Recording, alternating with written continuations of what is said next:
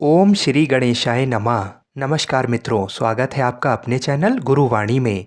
आज के इस वीडियो में हम आपको श्री शिव महापुराण के उस भाग की कथा को सुनाएंगे जिसमें भगवान शिव की श्रेष्ठता तथा उनके पूजन की अनिवार्य आवश्यकता को समझाया गया है। तो आइए बड़े ही ध्यान से इस भाग को सुनते हैं। नारद जी बोले, ब्राह्मण प्रजापते, आप धन्य हैं क्योंकि आपकी बुद्धि भगवान शिव में लगी हुई है। विधे, आप पुनः इस विषय का सम्यक प्रकाश से विस्तार पूर्वक वर्णन कीजिए। तब ब्रह्मा जी ने कहा, तात, एक समय की बात है, मैं सब ओर से ऋषियों तथा देवताओं को बुलाकर उन सबको क्षीर सागर के तट पर ले गया जहाँ सबका हित साधन करने वाले भगवान विष्णु निवास करते हैं।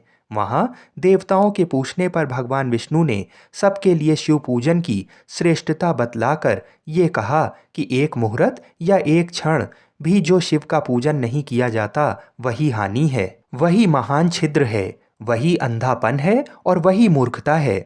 जो भगवान शिव की भक्ति में तत्पर है, जो मन से उन्हीं को प्रणाम और उन्हीं का चिंतन करते हैं, वे कभी दुख के भागी नहीं होते। जो महान सौभाग्यशाली पुरुष, मनोहर भवन, सुंदर आभूषणों से विभूषित स्त्रियां, जितने से मन को संतोष हो उतना धन, पुत्र पौत्र आदि संतति, आरोग्य, सुंदर शरीर, अलौकिक प्रतिष्ठा, स्वर्गीय सुख, अंत में मोक्ष रूपी फल अथवा परमेश्वर शिव की भक्ति चाहते हैं, वे पूर्व जन्मों के महान पुण्य से भगवान सदाशिव की पूजा अर्चना में प्रवृत्त होते हैं।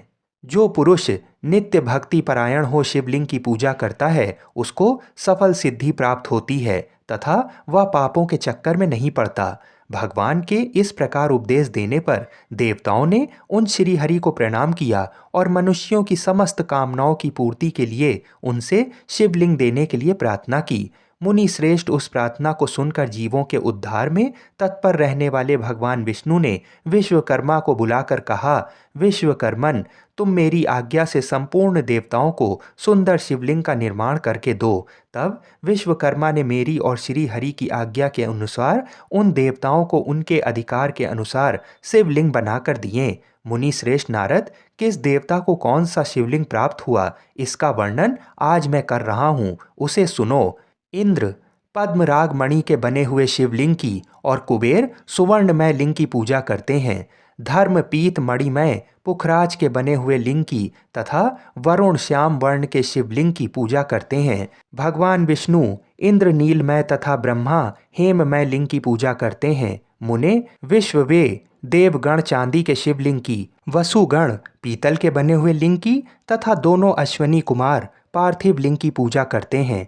लक्ष्मी देवी स्फटिकमय लिंग की, आदित्य गण ताम्रमय लिंग की, राजा सोम मोती के बने हुए लिंग की तथा अग्निदेव हीरे के लिंग की उपासना करते हैं। श्रेष्ठ ब्राह्मण और उनकी पत्नियां मिट्टी के बने हुए शिवलिंग का, मयासुर चंदन निर्मित लिंग का और नागगण मूंगे के बने हुए शिवलिंग का आदर पूर्वक पूजन करते हैं। देवी मक्खन के बने हुए लिंग की, योगी जन भस्ममय लिंग की, यक्षगण दधि निर्मित लिंग की, छाया देवी आटे से बनाए हुए लिंग की और ब्रह्म पत्नी रत्नमय शिवलिंग की निश्चित रूप से पूजा करती हैं। बाणासुर पारद या पार्थिव लिंग की पूजा करता है। दूसरे लोग भी ऐसा ही करते हैं। ऐसे ऐसे शिवलिंग बनाकर विश्वकर्मा ने विभिन्न लोगों को दिए तथा वे सब देवता और ऋषि उन लिंगों की पूजा करते हैं। भगवान विष्णु ने इस तरह देवताओं को उनके हित की कामना से शिवलिंग देकर उनसे तथा मुझ ब्रह्मा से पिनाक पाणी महादेव के पूजन की विधि भी बताई। पूजन विधि संबंधी उनके वचनों को सुनकर देव शिरोमणियों सहित मैं ब्रह्मा हृदय में हर्ष लिए अपने धाम में आ गया। मुने, वहां आकर मैंने समस्त देवताओं और ऋषियों को शिव पूजा की उत्तम विधि बताई जो संपूर्ण अभीष्ट वस्तुओं को देने वाली है। उस समय मुझ ब्रह्मा ने कहा, देवताओं सहित समस्त ऋषियों, तुम प्रेम परायण होकर सुनो। मैं प्रसन्नता पूर्वक तुमसे शिव पूजन की उस विधि का वर्णन करता हूँ जो भोग और मोक्ष देने वाली है। देवताओं और मुनीश्वरों, समस्त जंतुओं में मनुष्य जन्म प्राप्त करना प्राय दुर्लभ है। उनमें भी उत्तम कुल में जन्म तो और भी दुर्लभ है। उत्तम कुल में भी आचारवान ब्राह्मणों के यहाँ उत्पन्न होना उत्तम पुण्य से ही संभव है। यदि वैसा जन्म सुलभ हो जाए तो भगवान शिव के संतोष के लिए उस उत्तम कर्म का अनुष्ठान करें जो अपने वर्ण और आश्रम के लिए शास्त्रों द्वारा प्रतिपादित है। जिस जाति के लिए जो कर्म बताया गया है उसका उल्लंघन ना करें। जितनी संपत्ति हो उसके अनुसार ही दान करें। कर्म में सहस्त्रों यज्ञों से तपो यज्ञ बढ़कर है। सहस्त्रों तपो यज्ञों से जप यज्ञ का महत्व अधिक है। ध्यान यज्ञ से बढ़कर कोई वस्तु नहीं है। ध्यान ज्ञान का साधन है, क्योंकि योगी ध्यान के द्वारा अपने इष्ट देव समरस शिव का साक्षात्कार करता है। ध्यान यज्ञ में तत्पर रहने वाले उपासक के लिए भगवान शिव सदा ही सन्निहित हैं। जो विज्ञान से संपन्न है उन पुरुषों की शुद्धि के लिए किसी प्रायश्चित आदि की आवश्यकता नहीं है। मनुष्य को जब तक ज्ञान की प्राप्ति ना हो तब तक वह विश्वास दिलाने के लिए कर्म से ही भगवान शिव की आराधना करे। जगत के लोगों को एक ही परमात्मा अनेक रूप में अभिव्यक्त हो रहा है। एकमात्र भगवान सूर्य एक स्थान में रहकर भी जलाशय आदि विभिन्न वस्तुओं में अनेक से दिखते हैं। देवताओं, संसार में जो जो सत या असत वस्तु देखी या सुनी जाती है वह सब पर ब्रह्म शिव रूप ही है, ऐसा समझो। जब तक तत्व ज्ञान ना हो जाए तब तक प्रतिमा की पूजा आवश्यक है। ज्ञान के अभाव में भी जो प्रतिमा पूजा की अवहेलना करता है उसका पतन निश्चित है। इसलिए ब्राह्मणों, ये यथार्थ बात सुनो। अपनी जाति के लिए जो कर्म बताया गया है उसका प्रयत्न पूर्वक पालन करना चाहिए। जहाँ यहाँ यथावत भक्ति हो उस आराध्य देव का पूजन आदि अवश्य करना चाहिए, क्योंकि पूजन और दान आदि के बिना पातक दूर नहीं होते।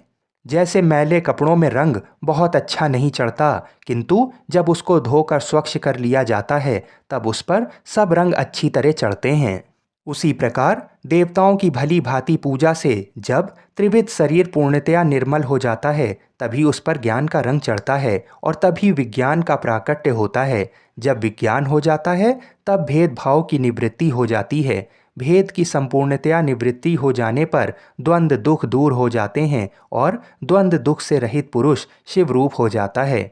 मनुष्य जब तक गृहस्थ आश्रम में रहे तब तक पांचों देवताओं की तथा उनमें श्रेष्ठ भगवान शंकर की प्रतिमा का उत्तम प्रेम के साथ पूजन करे, अथवा जो सबके एकमात्र मूल हैं उन भगवान शिव की ही पूजा सबसे बढ़कर है, क्योंकि मूल के सींचे जाने पर शाखा स्थानीय संपूर्ण देवता स्वतः तृप्त हो जाते हैं। अतः जो संपूर्ण मनोवांछित फलों को पाना चाहता है वह अपने अभीष्ट की सिद्धि के लिए समस्त प्राणियों के हित में तत्पर रहकर लोक कल्याणकारी भगवान शंकर का पूजन करे। इस प्रकार से 12वां अध्याय यहीं पर समाप्त हुआ।